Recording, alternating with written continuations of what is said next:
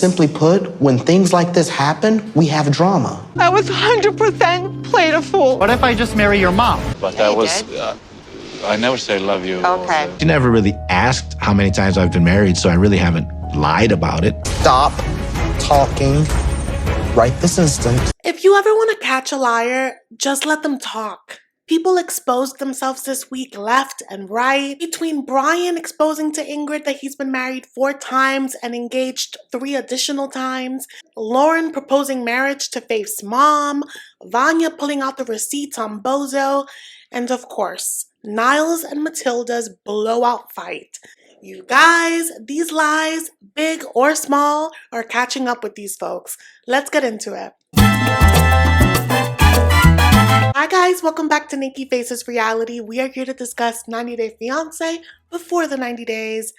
Y'all, this episode was juicy. We have a lot to blab about as always. Thank you to my subscribers. I love seeing you guys here week after week to discuss this mess. So thank you so much for being here. So as always, make sure to like this video and comment if you have something to share because it really does help with the algorithm. And if you're new here, make sure to hit the subscribe button. I think that we can be friends. But yeah, you guys, let's just jump straight in because let's start with Vanja&Bozo because I think that we need a little comedy because Bozo is in fact a clown. As you guys recall, last episode, she met his friends and they all basically were taking her side. Bozo could not handle that and he was like, you know what? For the rest of the trip, you should be alone. Vanya walked off crying. She thought that meeting the friends would, be a good move in their story, but in fact, he's a coward and he could not take all the heat coming his way, which was earned. I get it, no one likes to be ganged up on, but these are your homies and this is the girl that flew out to see you because of the hope that you gave her. You gotta take it to the chin, So she's feeling a bit blindsided because she came under the guise that he wanted to be in a relationship with her. He has a different agenda and we're going to learn about that a little later. But first, we go back into the bar. He's literally head down in front of his friends like, I feel so terrible that I don't have these feelings. And his friends are looking at him like, dude, it doesn't sound like you've really tried to have anything with her. And he's basically like, I can't fake the funk. Like, I'm not into her. I thought that I would be, but I'm not. So he's being all apologetic to his friends and they're looking at him like he's an idiot. And they're like, you should be apologizing to her. So he begrudgingly goes outside to talk to her. But I don't think that if they would have pushed the issue that he would have done that, which I think says a lot about who he is. He walks out, Vanya's talking to the producers and she sees him and she's like, I don't want to talk to him. And then she starts doing the slow walk, which I think we've all been there. But she's doing the slow walk where she's like, I don't want to talk to you. Stop it. But then she looks back because she wants him to chase her.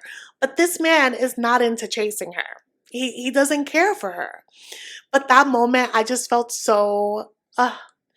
I know some people are going to interpret that as desperate, but I'm like, I get it. We're watching a show, but at the end of the day, these are real people with real feelings. And to feel that kind of rejection, it sucks. And, there are some people that don't handle rejection well. They handle it with anger. And I think that is, you need to process yourself, aka chicken lady. But I feel like Vanya is not being violent to this man. She's just hurt and she just wants to be held. So she's looking back to see if he's going to chase her and he doesn't. And you could see that he's about to start walking back to the bar. But she just stops on the street and starts crying. And then that triggers his guilt and he comes over to her. And he's like, I hope that we can be friends. And she just starts yelling. Because she's like, you lied to me, basically. And he's like, you know what? Hopefully we can talk about this tomorrow when you're not yelling at me. He's giving that. And she's like, no. He's like, yeah. And if you don't want to talk tomorrow, well, be blessed. I would love to know how you guys interpreted that situation. Obviously, nobody wants to get yelled at. I get that. But if you've caused said pain, I feel like you can give her a few minutes, but he didn't want to give her any time. Also, I think what bothers me about Bozo is that he wants us to feel bad for him because he doesn't have feelings for her. So he keeps being like, "Ugh, I just feel so bad." How about the person that's broken in front of you? Like, let's direct the attention there. And just to be clear, I don't think anyone wants Bozo to fake it. If you don't like someone, you don't like them. I think the issue for me, and I think that he's not being honest with himself, and it's something that Vanya will call him out on, she's been the same person from the start. And he knew that. And I have a hard time believing that you couldn't see this personality through FaceTime, you know? Of course, I understand that there's a layer of like being in person and being like, oh my God, this is a real person. But I feel like if anything, that adds to the point that I don't think he ever considered Vanya's feelings. She's someone that he was attracted to that made him feel good about himself. And then he dumped her when he thought that he had a chance with his ex-girlfriend. The minute the ex-girlfriend was out of the picture because she dumped him, he was like, oh, I need someone to make me feel good again. And then he got Vanya. It's foul, but also just further proof that this man was always going to waste her time. So we see her the next morning, and Vanya voiced that she basically cried all night. She didn't sleep. She just feels like this whole situation, it just shattered all of her dreams about this trip. And this man, and I think, and I'm Catholic, so I can say this, I think that he wants desperately to be a good person even while he's making foul moves. So he works overtime to say the right thing. And it's proven by this because she's like, Bozo's pulling a Bozo. He sent me a voice note. And it's him backpedaling hard. So before, she said that he basically was like, we're together, I love you. In this voice note that she plays, he keeps throwing out the word friend. He's like, yeah, I hope that we can be friends. Let's have a friendly lunch. I don't want you to leave, things like that. I want us to still be friends. Friends, right? And she's like, you know what? I'm angry, but I'm going to meet him for lunch because I feel like we have some things to say. So when they get to lunch, he tries to charm her and she's like, so about you telling me you loved me and that you wanted a relationship and then I get here and you don't want. What's that about? And this man says, oh, so you came here because you thought we were going to be together? Like it's news to him, okay? And then he also says that he never said I love you. And Vanya's like, yes, you did. He's like, no, I didn't. So I'm guessing she didn't have the proof to show him. I guess she was too stunned to show him in the moment. But they are doing confessionals together. So in the confessional, she came prepared and she shows messages to him. And it says like, I love you. He even says in one moment like, hey, you didn't tell me you love me today. And he, because he's a jerk, laughs. He's like, oh, yeah, I said it. That's so me. I want to fight. Vanya was like, you see how I'm not crazy? You see how I take your words at face value? You see how I could believe that we are together and that you want to be with me? Sir, go to hell. Because the way that he laughed at her, like still no apology for the harm that he's caused. I think the root of this, and it was like, oh my God, you are such a weak little, but I'm not going to finish that, but he is. He basically says that like he was scared of her, that she's just too much for him. Yes, she is a lot for you, but I don't like that he wasn't honest as to why she's a lot to him. Because she's a lot to him because she has 4 jobs. She's a career-driven woman. She knows what she wants. She puts that forward. And he's a man that has no job and is sleeping in his mother's house. And Vanya doesn't know that yet. He could have said, I think that we're in different places in our lives. You are so ready. You are so set for success. And I feel like I'm starting at ground zero. That is why I feel like it's too much for me. No. Instead, he's going to have this girl going off into the world feeling like she was too much and that she's the problem. When in fact, the problem is that he has this huge insecurity because he's not where he wants to be. But Vanya still doesn't know that about his life. So again, the way that he's handling all of this is so weak. And he keeps saying that he wants to be her friend. And Vanya's like, no, I'm not interested in being your friend. And good, because Vanya, you don't need a friend like that.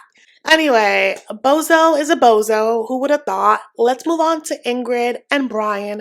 Another clown. Bring out the clowns. So this man is still butthurt that Ingrid doesn't want to be his homemade. And he's just like, keeps blabbing about it in his confessional. But he's still in operation, let's blend our lives so that you can feel codependent.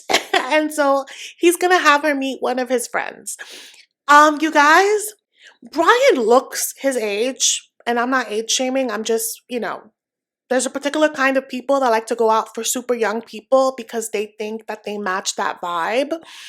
And seeing his friend look his age, I was like, oh, this puts into perspective just how old Brian is and also how young Ingrid looks in comparison. I think Brian likes to cosplay as a younger man, and seeing him with one of his peers, I'm like, oh, I can see.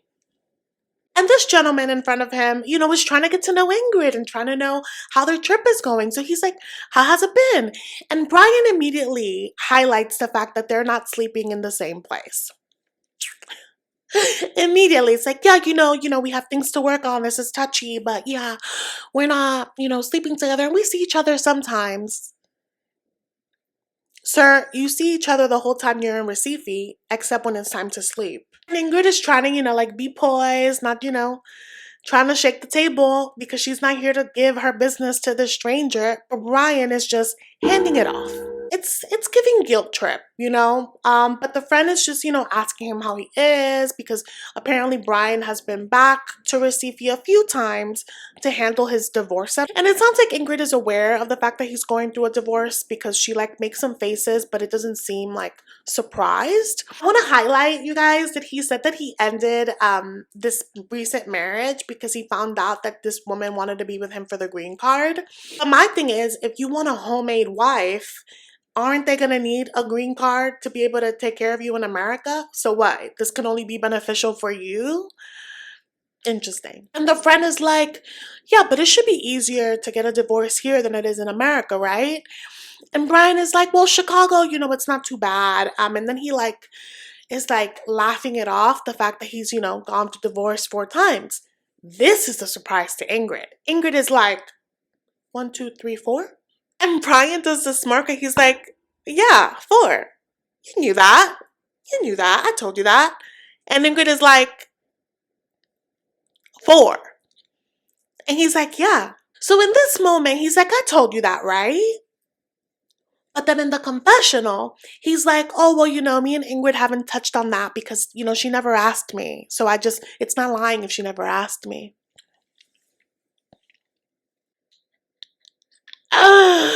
This man is a danger to women worldwide. They should have him on the most wanted board. This is crazy to me that he can just lying is as easy as breathing. He is a menace. So then he spells out to Ingrid, since they're talking about it, right? He spells out to her, yeah, I've been married 4 times, and then I've been engaged 3 additional times, in Brazil too. And Ingrid is in shock and also in disgust.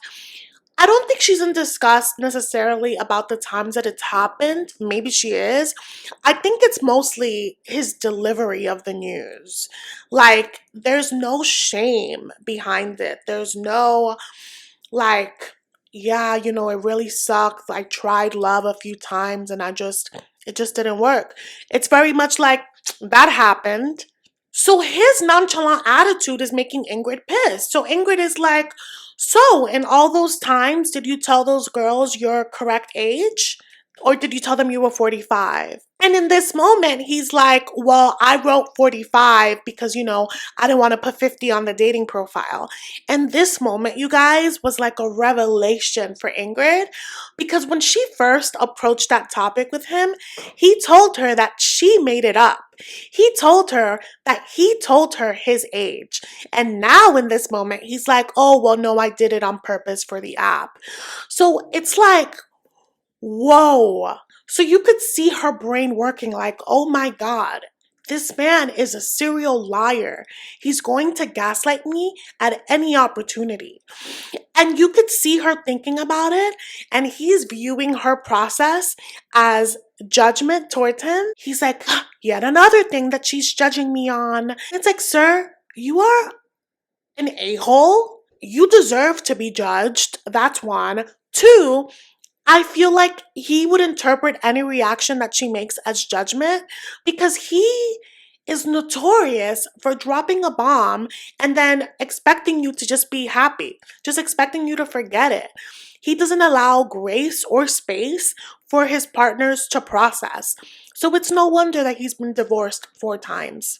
Because he doesn't want these women to be humans. He wants these women to be robots there for his pleasure, for his needs. This man needs to be locked away from womankind. And it's crazy because he's like, well, she's crazy because shouldn't she do the math? Shouldn't she connect the dots about my daughter's age? How could I be 45? Ha ha ha. She took you at face value. So what? She's supposed to uncover your lies and just sit with it? No, you should have been honest. The responsibility is on you, not on her to do math. It's so foul. And the friend is just like, y'all have a lot to work through, clearly. It's so awkward. But again, these are things that he should have discussed with Ingrid before he got on a plane to meet her, because then she would have had time to process and their experience in person would have been completely different. But instead, at every turn, she's making new discoveries that he should have led with. Brian is never going to change. No disability, no life experience, no heartbreak is going to change this man, because he doesn't think that anything that he's doing is wrong. Let's move on to Magda&Joe. So at first I thought that Magda was coming on really strong because she wants the green card. But I'm now like having second guesses about that theory. It could be true. But I think that the reason that she's coming on so strong about wanting this kind of commitment from him is partly her age and partly her trauma. She's 23. I think this man is like 33, 34. And she was cheated on severely by her ex. So she wants to be taken seriously. First of all, Joe, I think it's because of his Italian accent. He keeps calling Magda Magna, and she won't correct him because she's like, I love him. But ma'am, let him say your name correctly, especially before he meets your family and friends, because I feel like that's disrespectful. They climb never-ending stairs to their rented apartment, but they get there. It's adorable. However, it has 2 bedrooms, because Magda's like, listen, we're sleeping apart. Joe does not like it. He makes it clear, but she's like, I said what I said. But he continues to say that he does feel a way about the fact that she doesn't want to sleep together, because he finds it weird that she's setting this hard boundary about sleeping together, but also pushing the agenda to get married. He's like, this feels backwards. And I know that it's different for everyone. I would not want to get married with someone before trying things out. Compatibility in that department isn't number 1, but it is number 2 or 3. You know what I mean? But if you guys have watched videos on this channel, you know that I am not a fan of pressuring people in that department. You gotta let it flow. You gotta let them feel comfortable. Yes, you guys have been talking for months, but this is the first time Magda is meeting you. You are technically a stranger. So I'm not a fan of pushing the issue. I can see how people would be like, this seems like a green card, grab. But thinking of her age and thinking of her trauma, Magda is a beautiful young woman. And I have a feeling that she is used to people saying the right things to lay down with her. And she just wants to be chosen. She wants someone to truly commit to her. And I can tell that because she tells Joe, like, when we're 50, when we're 60, like, sex isn't going to be all. So I want to make sure that, like, you want to be with me through all of that. And I think that he's not listening to that because he's a hornball. And also he's like, I came all this way. But I think that that's what she really wants. And I'm not putting this on her, but I get the feeling that if he demonstrates commitment to her, if he, like, shows devotion to her, if she just feels good and like that stability through him, they'll definitely be intimate. I don't think that she herself will wait to marriage. It's just like wanting him to prove that to her. After all, I feel like they were on different pages as to when they started this commitment. So she just feels like he has some catching up to do. But I do have to call her out that she keeps saying that she wants to take things slow. But asking for a proposal is not taking it slow. We're sending mixed messages, and I do appreciate that these two are not just staying in the apartment. They're going out on dates to really get to know each other. And in some ways, I can see how these two are compatible. But in other ways, I'm like, oh my God, this man really is, he's acting like a 20-something-year-old man, because she takes him to like a pretzel making class and he keeps making like all these sexual jokes and she looks so embarrassed because this is a group class. But at the same time, she like looks like she's having fun with him. Then the next thing they do is like a vodka tasting. And this is where she's like, so can you talk to me a little bit about when you cheated on me and with who and the time? And I would love to know how you guys felt about that, because he doesn't feel like he cheated because they hadn't defined the relationship yet. They weren't official. And this is why you have to over communicate when you're in relationships, because I'm the type of girl, I can only date one person at a time. I don't multi-date. I encourage people to multi-date because I know that that's what we should all be doing. But I physically, like emotionally, like I can't. When I'm about one person, tunnel vision for you. But that's not the case for a lot of people. And I find that that's not the case really for a lot of men. And we shouldn't demonize them for that. But we should be communicating throughout the way so that none of us hurt our own feelings. But that's where it gets tricky, where I feel like sometimes we hurt our own feelings. Magda, you've already chosen to forgive him. You've already chosen to move on with your relationship. Why do you care when he slept with so-and-so? You've already forgiven it. Why rehash that and hurt your own feelings? And she keeps asking him like if it was with more than one person. Babe, it doesn't matter. The only thing that matters is if he actually cheats on you when you guys are together. This is where I say that she's showing her age, because she's just like, well, I want to be your universe. And I wasn't your universe from day one. So I want to know everything. And it's like, babe, people date. People have sex. Sorry that we weren't on the same page. Now we are. You've forgiven me, right? Let's move on.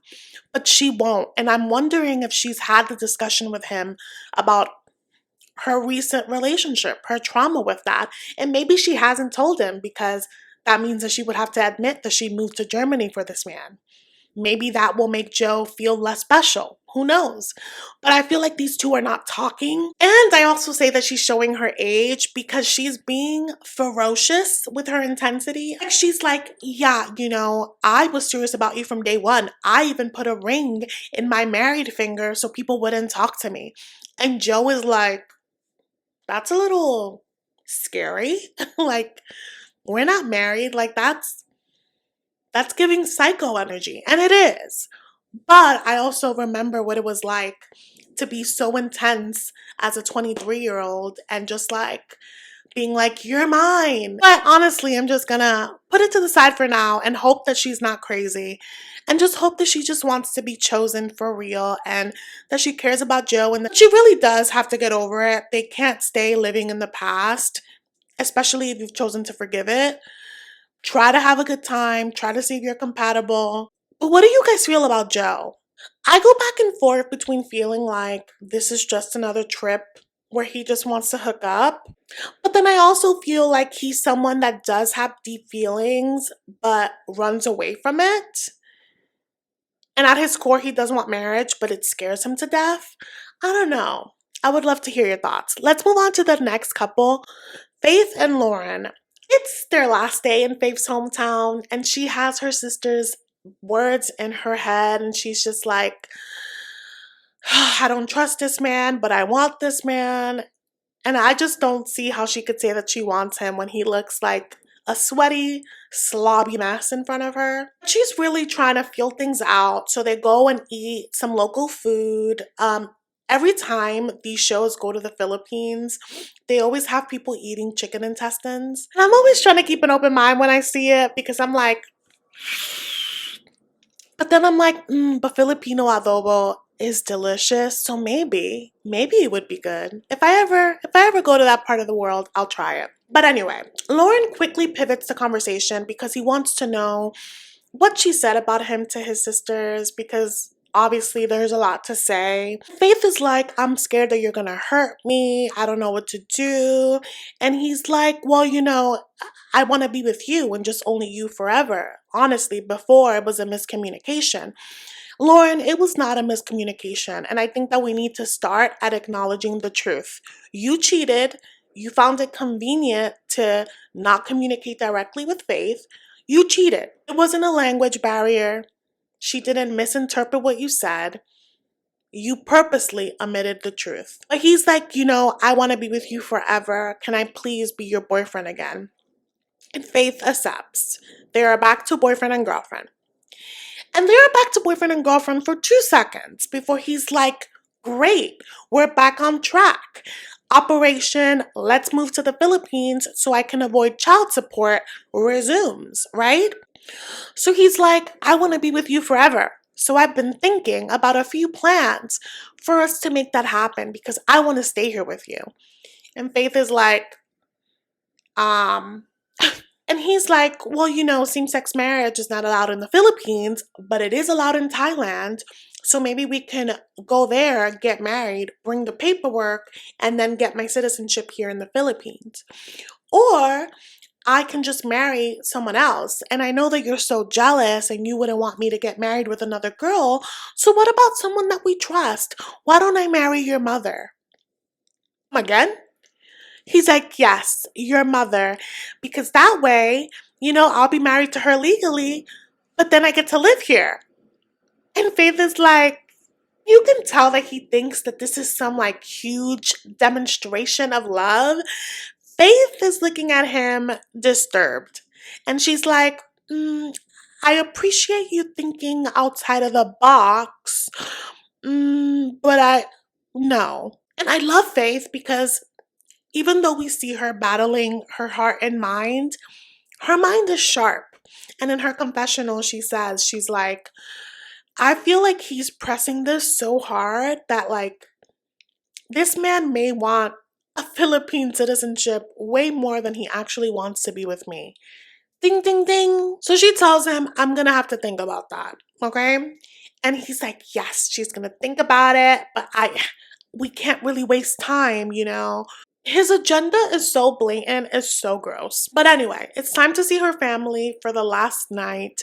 In true Filipino fashion, they pull out the karaoke machine. If you're on the internet long enough, you know that Filipinos, they can sing. I don't know what's in the water, but Faith says that everyone has like a karaoke setup in their house. And it gets so crazy that there's a curfew. They can't do karaoke past 10.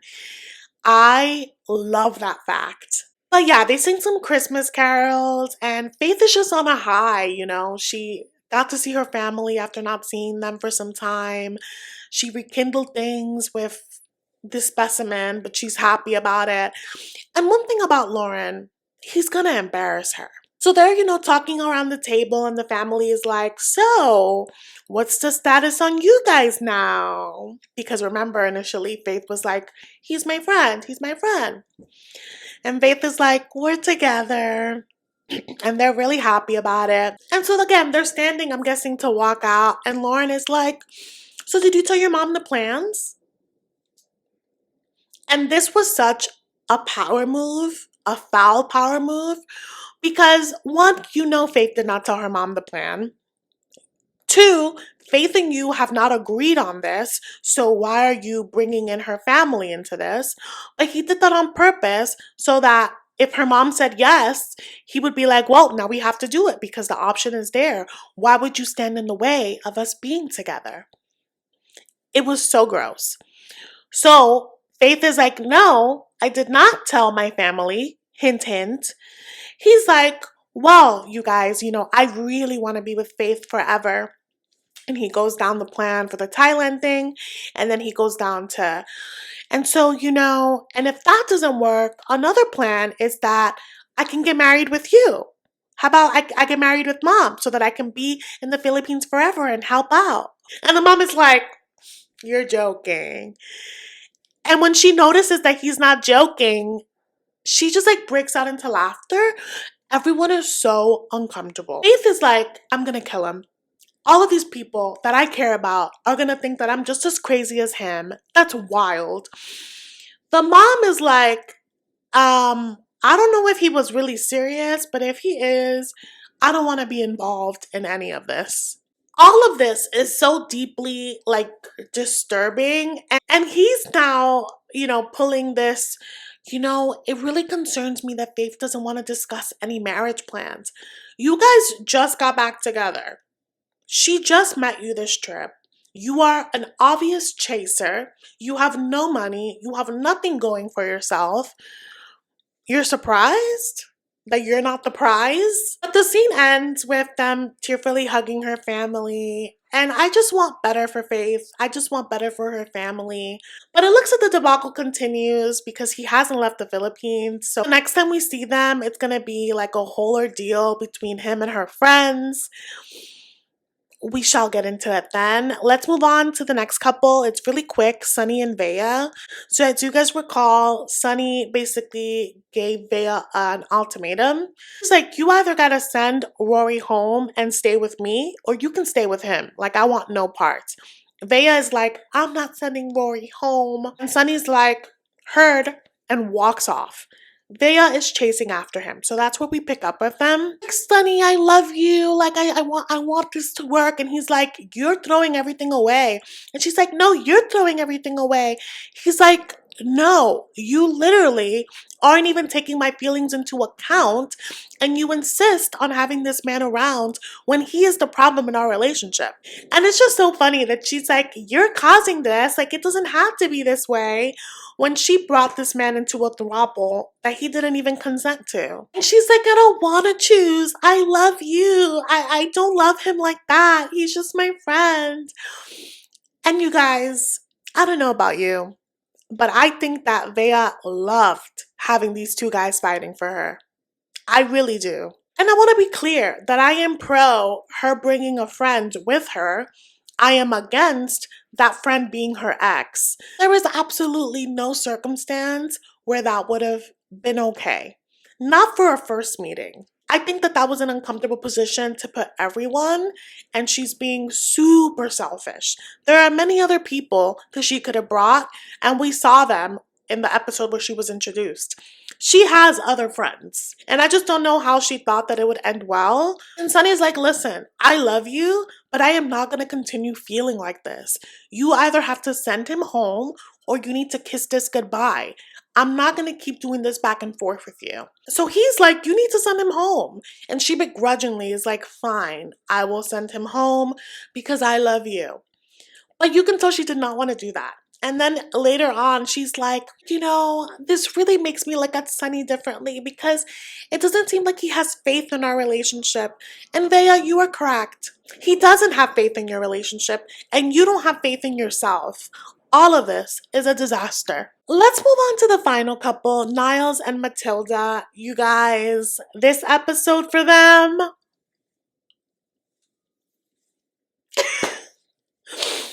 I was like, ooh, it is getting heated in here. So as you guys recall, they're in the middle of like wedding/knocking planning, and he learns that he needs his family to represent him. His family does not agree with this union. The knocking can't happen without him having like representation. So he's been in talks with this man named Mr. Ark. and he's gonna ask Mr. Ark to be, to represent his family. Matilda feels a way. She said it from the beginning that she feels a way about Mr. Ark because he's super old school and like they've had their own like clashing moments. So she's like nervous about it. And when it's time to go meet him, she really wants Niles to be prepared because she has a lot of anxiety about it, but she's trying to keep it together. This is part of the tradition and she wants it to go well. They pull up to Mr. Ark's house. And immediately it's jokes because Mr. Ark doesn't have like a right hand, and I don't think Niles knew that. That's not the funny part. The funny part is that Niles goes to reach for the hand and then they zoom into it and we see the plastic. And Niles is spiraling about it. He's like, oh my God, like I reached for his hand. And they sit down and he's like, oh my God, I reached for your hand. I'm so sorry. Because he doesn't want to be disrespectful. Like it's immediately starting a mess. And Mr. Ark is an elder. Who knows how long he's had this hand like that. He basically is like, it doesn't matter. Like, get over it. Let's move along. Like, why are you here? What are we here to discuss? And so Niles expresses that, his family can't represent him and he wants Mr. Ark to do that. And Mr. Ark is like, well, if you want me to represent you, like, basically it has to be on my terms. We have to do things the right way based off tradition. What's going on? Niles is like, well, I want to do the knocking ceremony, then I'm going to go back, and then I'm going to come back, and we'll do a wedding. And Mr. Ark is like, not on my watch. Not on my watch, you're doing it separately. It has to be together. It's tradition. And what we learn is that if you do the knocking and you don't get married right away, another suitor can come and sweep Matilda off her feet. So the whole time, I think us and Niles have been interpreting the knocking as it's a done deal, like we're engaged, you're committed to me, but apparently not. Not according to Mr. Ark. So from the start, you guys, it's very obvious that Mr. Ark is very intense. And I feel like most elders are. Just has like a presence about him that if I were in front of him, I'd probably be nervous too. But Mr. Ark is like, we don't do marriage here the way y'all do it over there. So no, like we're gonna have to do everything together. Like you gotta be serious about this. Niles is sweating bullets. Matilda is like shifting in her seat, and you could see that she's like fighting everything in her to not roll her eyes because Niles tells Mr. Ark that he's already gone to Kamasi to speak to her family. And Mr. Ark is like, why would you do that? I'm the father. You are asking me to be the father. I needed to be there for that. And Matilda, I guess, did not like that because remember, it was Matilda's idea for him to meet her family. So there's something here. Something that sounds like that was a misstep for him to meet the family without representation. So Mr. Ark is like, what did you tell them? Tell me exactly what you told them, what they said to you.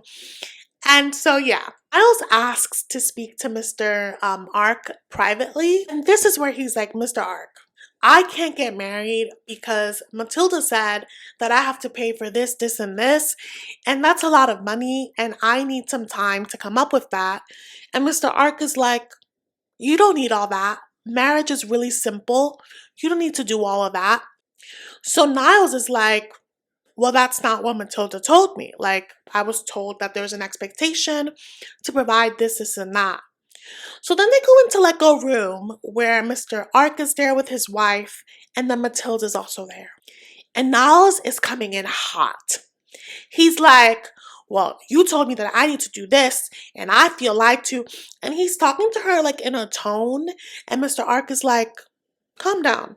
And Matilda is feeling away because she's like, reprimanding me in front of other people. Here's the thing, you guys. Niles, I understand why Niles' brain is going all over the place because he's feeling bamboozled that Matilda has told them that they need to have X, Y, and Z and he doesn't need to. It can be just a bare bones wedding. But I don't think Matilda should be demonized because she wants a princess day. I think that there's a lot happening here. I think that the knocking ceremony is now becoming something bigger because she feels embarrassed that she told everyone that they would have a wedding. So because there's going to be a break between the knocking and the wedding, she kind of wanted to give her guests that she's already invited a consolation of some sort. So she's like, I want to make up for the fact that I'm embarrassed by having like a feast for the people that will be invited to our wedding a year later. She's broken it down to us on camera, so I'm not sure if she's broken it down to Niles, but I think that that's what it is. I think that she's like, you promised me a wedding, now you're telling me something different, so I think that we should still plan to feed X, Y, and Z. Do I think that it should be 90 people? I think that's pushing it because you're going to have to feed the same 90 people for the wedding. But I'm also trying to think of it in her eyes where she's like, I'm embarrassed. I'm supposed to be with this American guy. Like, people are thinking a certain thing about this. Like, I have to uphold. Like, I don't want to be disgraced. We know Matilda's favorite word is disgraced. So I think that's what it is. And I think that if they talk about it a little more explicitly, they'll get to the bottom of it and they could probably come up with something that works well for both of them. But I think that Niles doesn't want to do this, so I don't think that he's like asked in detail until now. And also Matilda is very pushy about her wants and she doesn't really want to compromise. So now with this revelation with Mr. Ark, they're gonna have to figure it out. But I think where Matilda is not looking good is that Niles tells her, was I not supposed to meet Mr. Ark before meeting your family? And Matilda's like, yeah, I'm sorry about that. Which makes me look at Matilda like, girl, you knew better. You knew that if Mr. Ark met your family, he would be like, no, we're not doing X, Y, and Z. And that would go against your plan. And I think the reason Mr. Ark was like, you went to Kamasi? In their culture, when you say you're going to do something, you got to do it. So Mr. Kamasi wanted to be there before those agreements were made. Because now Niles made set agreements, and now no matter what Mr. Ark thinks, they have to uphold it. Because he's already promised it to her family. And I think Matilda knew that if he made promises, he would have to keep them, so it was convenient for her to make him make those promises without Mr. Ark. You see how it gets a little, Matilda, I want you to have the princess day, but not with deception. Because you can't say that tradition is important to you and then purposely scramble the sequence of events. I'm giving her a side eye for that, but I'm also giving a side eye to Niles for making these promises before he got to Ghana, saying that he was going to marry her, and then lying to her, being like, well, I never said that. The Ark is like, yeah, we're not going to do all of that. Like, we're just going to do the knocking, the wedding, and just like, that's it. And you could see that Matilda's pissed because tradition or not, that was a promise that he made her and he keeps breaking these promises. I just feel bad because I really like these two, but I feel like now they both feel deceived and betrayed by each other. So the car ride back to their hotel, it is heated. And I'm shocked that Niles is taking Mr. Ark's word as law. And I think partially is because he's like, wow, like maybe my family was right. Maybe Matilda is trying to take advantage of me. But instead of asking her what her intentions were, he's immediately vilifying her. He's like, you told me I needed to feed 90 people and da da da da. And she's like, for the knocking, yes, because my family is big and my family has friends. And he's like, yeah, but all of that is unnecessary. And she's like, and this is where it gets nasty, because Matilda's like, you're crying about $200? I never asked you for anything the entirety of the relationship. Fair, but also, Matilda, you're pocket watching because you think Americans have money. And that's not fair to Niles. I can see as a lady how you're like, I've never asked for anything, and the one time I ask you for something, you're gonna be crying about it. I understand that from my perspective, but also thinking about things from Niles' perspective, he's like, it's taken so much for me to even get here. I probably can't help you as much as I want because I don't have it like that. They're both making assumptions about where each other stands instead of just asking each other. So it is painful because they are angry. So she's like, I'm embarrassed. Like, I've never led you wrong. He's like, you never led me wrong until now because now I know all these things. And she's like, I told you that you had to see him. And so this is where it gets tricky because Niles is also a liar. And also, Matilda likes to fib. So, like, I don't know. Because she's like, I did tell you that you had to see him. I did tell you that you had to see him. I kept rushing you to see him. And Niles is like, yeah, you did tell me to see him. But you didn't highlight the importance. I don't know who to believe in that because I can see how they both would benefit from lying. But Matilda lost me when she was like, you know, I wanted to do this. I wanted to have this big knocking because I wanted you to be happy. And now it's like, girl, I am socially anxious. I do not want to be with 90 people. How in the world would that make me happy, you know? I'm like, girl, you wanted that for you and that's perfectly fine. It's just this is now a mess, right? But she's yelling because she's pissed. She's like, you have embarrassed me. You have disgraced me. And Niles, he is like boiling up. And you could see his eyes just like close. And he's like, stop talking this very instant. Matilda was yelling at him. And he could have said, Matilda, stop yelling at me. We can continue this conversation when we are both level-headed. But him telling her to be quiet this very instant, like she was his child, I was like, Niles, you need to watch yourself. The faces that he was making, like he wanted to throw hands, I was like, somebody from production needs to get in between them, stat, because she wasn't gonna calm down, and he seemed like he was really struggling with regulating his emotions. I just feel like even if they do have a bareback situation, Mr. Ark is saying, knocking, wedding, everything happens in one swoop. Niles does not want to get married. He could have delayed it by a year. He's not going to get married this trip. He's not going to do it without his family's approval.